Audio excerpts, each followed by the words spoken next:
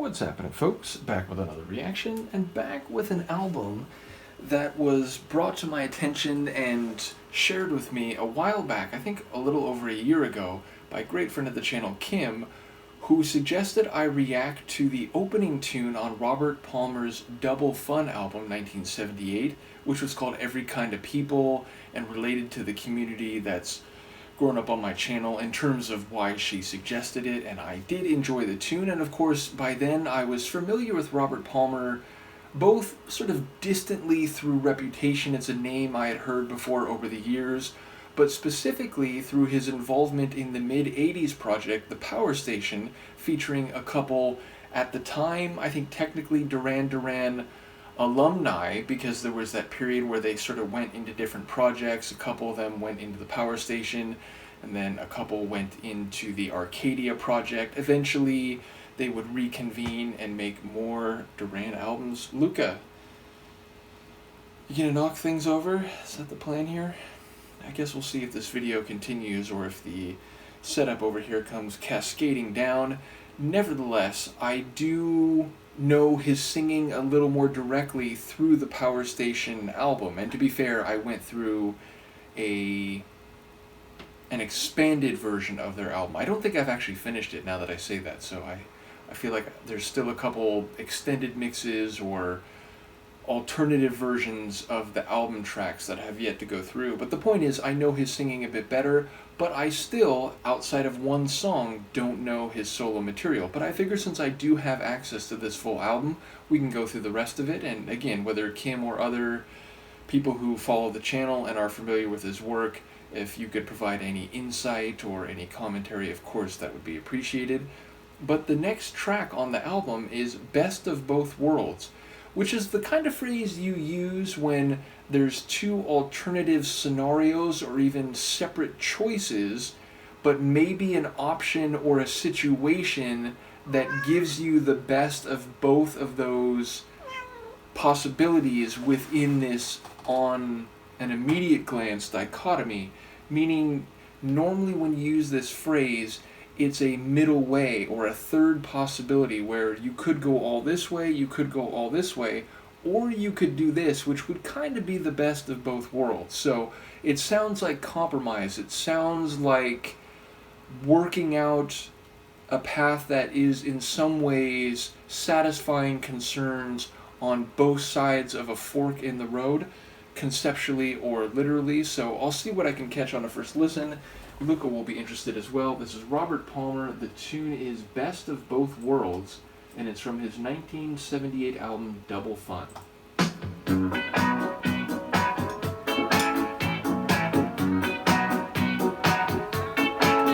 want the best of both worlds.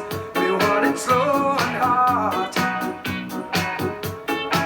We like to taste revenge here, but we can't waste the shot. We want to see from both sides. We like it cool and fast. We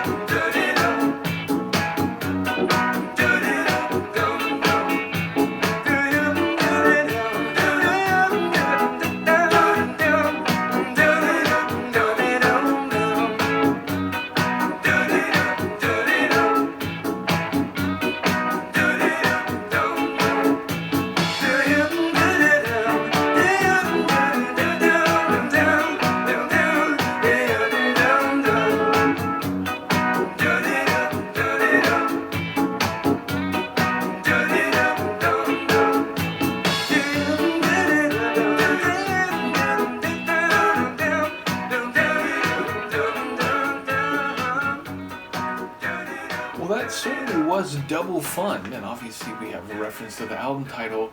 But yeah, it's interesting, like, I wouldn't have thought this going into it, and I think on Discogs, because I just checked to make sure I was remembering the year right when I looked, before doing this reaction, I looked at the master release on Discogs. It's the late 70s, 78.